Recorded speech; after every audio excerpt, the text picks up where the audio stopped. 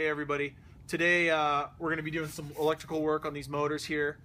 As you can see, we got some electrical whips that are rigid and tired and beat up by the sun. So we're going to replace those. So we're going to take you through the steps on how to do that. And also, while we're doing this, this is going to show you how to take your motor off. So if your motor's ever having issues, you got to take it down, have the bearings replaced or anything like that. The steps we're going to go through today are going to show you how to do that, how to remove your motor from the equipment so you can take it down and get it serviced. Ready? Okay, first step, always, because we're messing with electricity, we're going to turn this power off. My time clocks are off right now, but I still got power going to them. So let's just play it safe. We're going to switch our breakers off. Your breakers may be here at the box, like on this paddock pool, or they may be over in your main breaker box. That's for you to determine, but I highly suggest shutting off these breakers.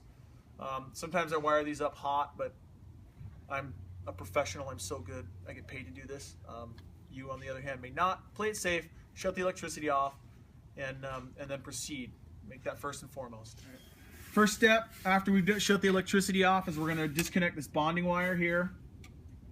Should be pretty easy with a flat screwdriver. Just pull that out, set that aside. Don't forget to hook that back up. Next step, we're going to split the pump. It's going to be a little wet, so if you're wearing nice shoes, be ready for some water to spill. Some of the pumps have band clamps like this. Other one will have 6 or 4 bolts between here and here. Usually they're 9/16.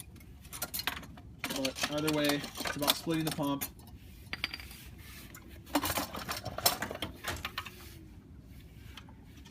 What that allows us to do is easily access the electrical on the back of the pump here.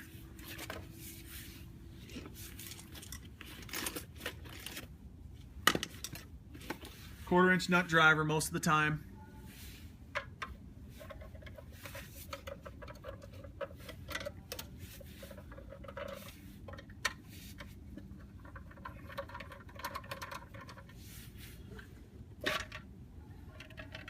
All right, next step, we're just going to disconnect the wires here,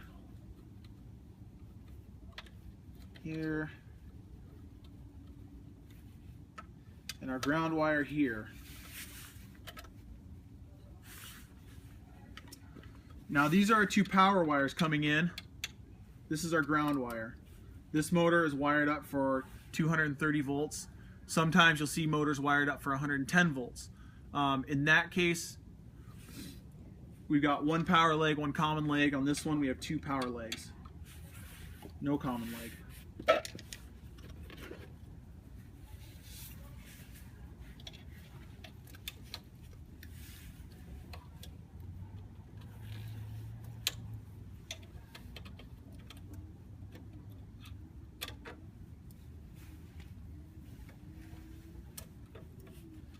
Now straighten these wires out as best as you can, because you're going to be trying to wiggle them through this elbow right here, and if they're all crooked and bend around, they're going to get caught up and it's going to be a lot more difficult to remove them. So we're going to straighten those out, and then typically we'd unscrew this, but this is already disconnected here, so we'll just disconnect it for the fun of it. Wiggle and wrench. Yank, pull that out. All right, so for those of you that are just taking your pool pump down to get fixed, you're good to go, you're free. Typically you'll leave this elbow on here. We put this back on.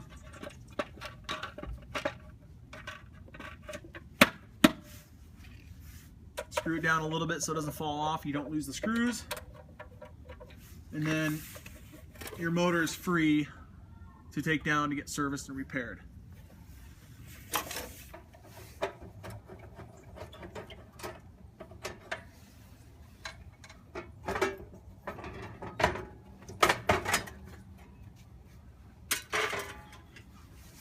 Now remember, our breakers are shut off, but we still have live electricity in here, so we want to be really careful, okay?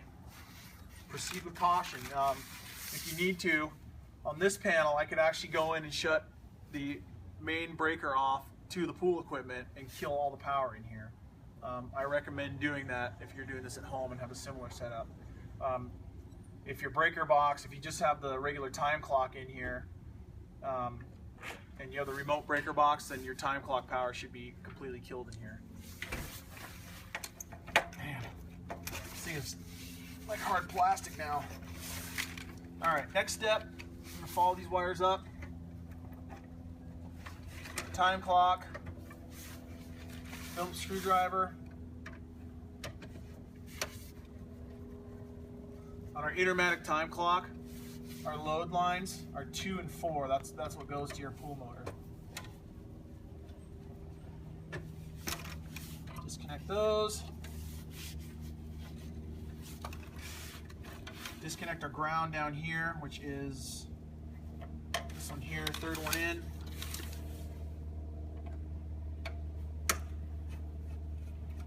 Always being careful with these long metal tools not to touch the live electricity.